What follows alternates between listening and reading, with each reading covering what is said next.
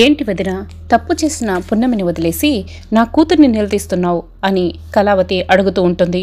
పృథ్వీ పెళ్లిపీటల మీద నుంచి లేచి వెళ్ళి పున్నమి నా భార్య అని చెప్పి పున్నమిని ఇంటికి తీసుకొచ్చి వాళ్ళిద్దరూ చాలా సఖ్యతగా ఉంటున్నారు, అలాంటి వారి మధ్య భార్యాభర్తల బంధం లేదంటే ఎలా నమ్మాలి అని సావిత్రి అంటుంటుంది. ఎందుకు నమ్మకూడదు అని భానుమతి అంటుంది. అమ్మమ్మ, నేను ఇలా చెప్పడం ఇలా చూడటం నాకు తప్పే, కానీ నేను నిజమే చెప్తున్నాను. ఆ పున్నమి బావ ఇద్దరు చాప్ పైన పడుకోవడానికి ఇద్దరు కూడా పోటీ పడుతున్నారు అని శృతి చెప్తూ ఉంటుంది. అంతగా నా మాట మీద నమ్మకం లేకుంటే ఇప్పుడే వాళ్ళిద్దరి మధ్య భార్యాభర్తల బంధం లేదని నిరూపిస్తాను అని శృతి అంటుంది. అదే కనుక నిజమై ఉంటే ఇప్పుడే ఆ పున్నమిని ఇంట్లో నుంచి బయటకు గెంటేస్తాను అని భానుమతమ్మ అంటుంది. నానమ్మ, ఏంటి ప్రతి విషయానికి కూడా వాళ్ళనే సపోర్ట్ చేస్తావు అని వైష్ణవి అంటుంది. నాకు మీ అన్నయ్య మీద ప్రేమ కన్నా కూడా మీ అన్నయ్య తీసుకొచ్చిన దాని మీద అనుమానమే ఎక్కువ ఉంది అని భానుమతమ్మ అంటుంది. అమ్మమ్మ, నువ్వు ఈ మాట మీదే ఉండు, ఇప్పుడే నేను నిరూపిస్తాను అని శృతి అంటుంది. పృథ్వీ పున్నమి నిద్రపోతున్న గదికి వెళ్ళి డోర్ కొడుతుంది. ఇక పృథ్వీ సౌండ్ విని డోర్ ఓపెన్ చేస్తాడు. అందరినీ చూసి షాక్ అయ్యి ఏం జరిగింది నానమ్మ అని అడుగుతాడు.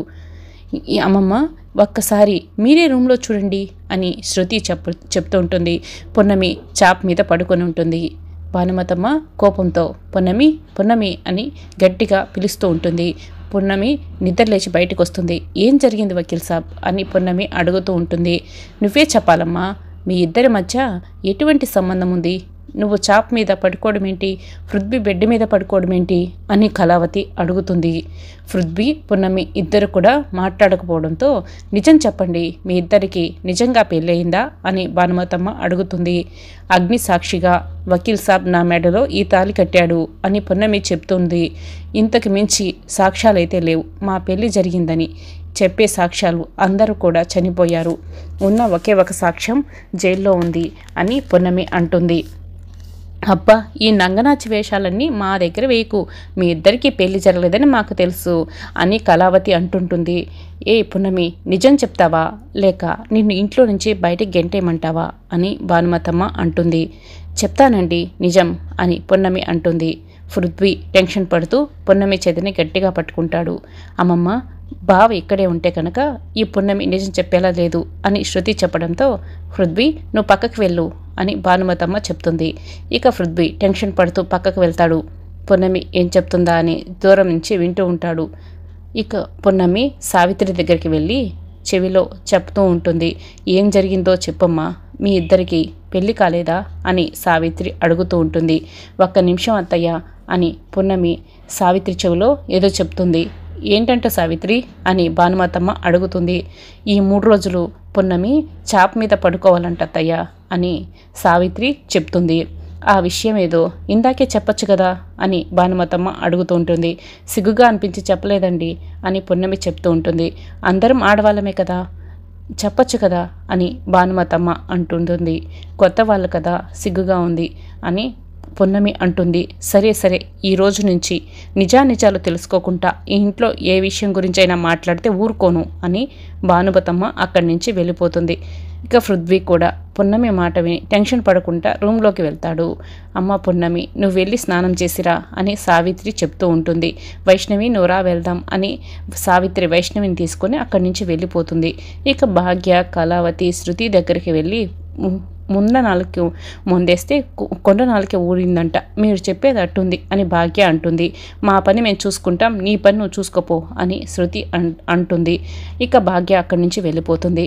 ఆ పున్నమి తెలివిగా చాలా ఈజీగా తప్పించుకుంది అని కళావతి అంటుంది. అవునమ్మా అని శృతి అంటుంది. పృథ్వీకి పున్నమికి మధ్య నిజంగా ఎటువంటి సంబంధం లేదా అని కళావతి అంటుంది. నిజమమ్మా, ఈరోజే నాకు ఆ ఒక్క నిజం తెలిసింది. ఏ రోజుకైనా సరే వాళ్ళిద్దరి మధ్య ఎటువంటి సంబంధం లేదని అందరికీ తెలిసేలా చేస్తాను. ఆ పున్నమిని అమ్మమ్మ చెప్పిన విధంగానే మెడపట్టి ఇంట్లో నుంచి బయటకు గెంటేస్తాను అని శృతి అంటుంది. ఇక పృథ్వీ ఫోన్లో మాట్లాడుతూ ఉంటే అప్పుడే జనార్దన్ వెళ్ళి, ఒరే పృథ్వీ శివదేవి గారి కేసు సాల్వ్ అవ్వగానే లాయర్ వృత్తి పక్కకు పెట్టేసి నాతో పాటు బిజినెస్ చేయరా, నాకు బిజినెస్లో తోడుగా ఉంటావు అని జనార్దన్ చెప్తూ ఉంటాడు. సరే నాన్ననే పృథ్వీ అంటుంటాడు.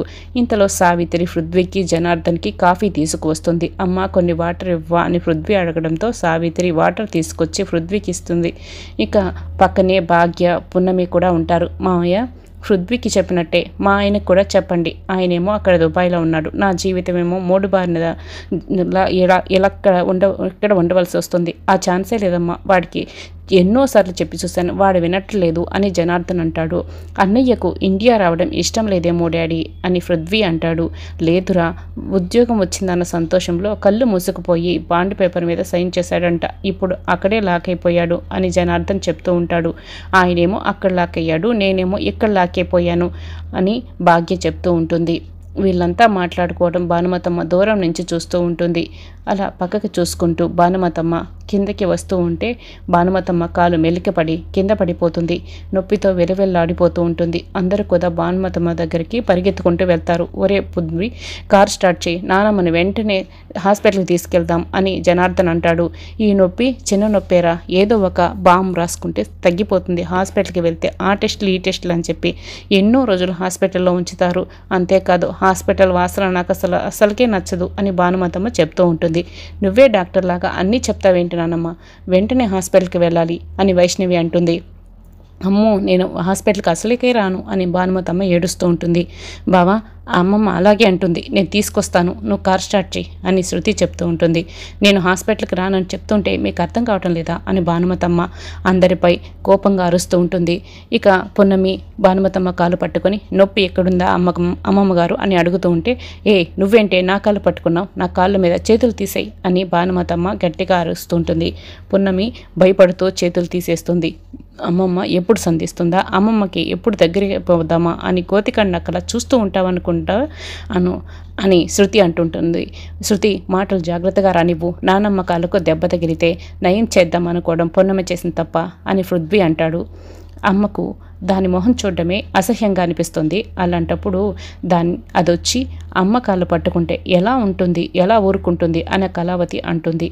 సరే, నానమ్మ హాస్పిటల్కి రానంటుంది, ముందైతే ఐస్ తీసుకొచ్చి కాళ్ళ మీద రుద్దితే కొంచెం నొప్పి నుంచి రిలీఫ్ అవుతుంది, ఆ తర్వాత బాంబు రాయొచ్చు అని పృథ్వీ అనడంతో వైష్ణవి వెళ్ళి ఐస్ తీసుకురా అని సావిత్రి చెప్తుంటుంది. వైష్ణవి వెళ్ళి ఐస్ తీసుకొస్తుంది. సావిత్రి నొప్పిగా ఉందే అని భానుమతమ్మ అంటుంది. సావిత్రి దగ్గరుండి భానుమతమ్మ కాళ్ళకు ఐస్ పెడుతుంది. ఇక పున్నమి మనసులో ఎలా అనుకుంటుంది, కాలు బెనుకు పెట్టి మెలకపడినట్టుంది, వెంటనే పసర వైద్యం చేయాలి, ఎలా అని పున్నమి ఆలోచిస్తూ ఉంటుంది. ఇక పున్నమి అటు ఇటు చూస్తూ ఉంటే కొన్ని చెట్ల ఆకులు కనిపిస్తూ ఉంటాయి. ఆ ఆకులతో అమ్మమ్మ గారికి పసరు కట్టు కట్టేస్తే కనుక కాలు బెనికింది కదా, నొప్పి తగ్గిపోతుంది అని మనసులో అనుకుంటుంది. ఇక వెంటనే పున్నమి పృథ్వీకి సైగ చేస్తుంది. పృథ్వీ కూడా సరే పున్నమి అని సైగలతో చెప్తూ ఉంటాడు. ఇదంతా శృతి భాగ్య దూరం నుంచి చూస్తూ ఉంటారు. ఈ పున్నమి ఒకటి ఎవరికైనా దెబ్బ తగిలిందంటే తట్టుకోనవదు. నానమ్మకు పసరు మందిచ్చింది పున్నమి అని తెలిస్తే నానమ్మ ఊరుకోదు, ఎలాగైనా సరే ఆ పసరుని నానమ్మ కాలకు కట్టాలి అని పృథ్వీ మనసులో అనుకుంటాడు.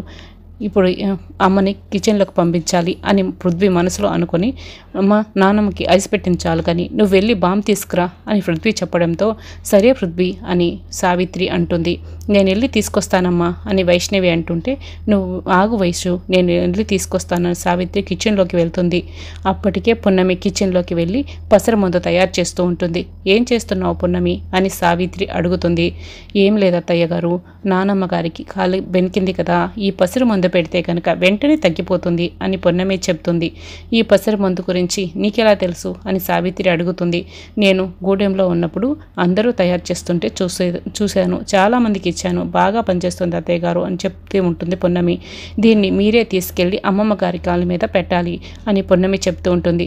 అమ్మో, ఈ పసరు మందించింది నువ్వేనని దాన్ని తీసుకెళ్ళి అమ్మమ్మ గారి కలిట్టింది నేనే అని తెలిస్తే కనుక అత్తయ్య గారు నా మీద కోప్పడతారు పున్నమి, నా వల్ల కాదు అని సావిత్రి చెప్తుంది. మీరేమీ అబద్ధం చెప్పట్లేదు, అమ్మమ్మ గారి నొప్పి తగ్గించడానికి ప్రయత్నం చేస్తున్నారు అంతే అత్తయ్య అని పున్నమి చెప్తూ ఉంటుంది. పున్నమి పసర మందు తయారు చేసి సావిత్రి చేతిలో పెడుతుంది. ఇక సావిత్రి టెన్షన్ పడుతూ ఆ మందును తీసుకొని భానుమతమ్మ దగ్గరికి వెళ్తుంది. భానుమతమ్మ కాళ్ళపైన పసరు మందు పెట్టగానే, ఏంటి సావిత్రి, బామ్ తెస్తానని వెళ్ళి పసరు తెచ్చావు అని భానుమతమ్మ అడుగుతుంది. కాలు నొప్పుంటే కనుక తొందరగా తగ్గిపోతుంది అత్తయ్య గారు అని సావిత్రి చెప్తూ ఉంటుంది. పున్నమి ఇప్పటి వరకు లేదు. పున్నమి వచ్చిన తర్వాతే అత్తయ్య వచ్చింది.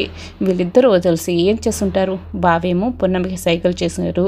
ఏదో జరుగుతుంది, అంతా బయట పెడతాను అని శృతి మనసులో అనుకుంటుంది. అత్తయ్య ఏంటది అని శృతి అడుగుతూ ఉంటుంది. పసర మందమ్మ అని సావిత్రి చెప్తూ ఉంటుంది. మీకు పసర వైద్యం కూడా తెలుసా? లేకపోతే పున్నమి అడుగుచాటుల్లో మీరు నడుస్తున్నారా? పున్నమి మీకు సహాయం చేసిందా అని శృతి అడుగుతూ ఉంటుంది. సావిత్రి, పున్నమి ఇద్దరు కూడా టెన్షన్ పడుతూ ఉంటారు. అప్కమింగ్ ఎపిసోడ్లో ఏం జరగబోతుందో తెలుసుకోవాలనుకుంటే మా ఛానల్ని సబ్స్క్రైబ్ చేసుకొని సపోర్ట్ చేయడం మర్చిపోకండి. Thanks for watching.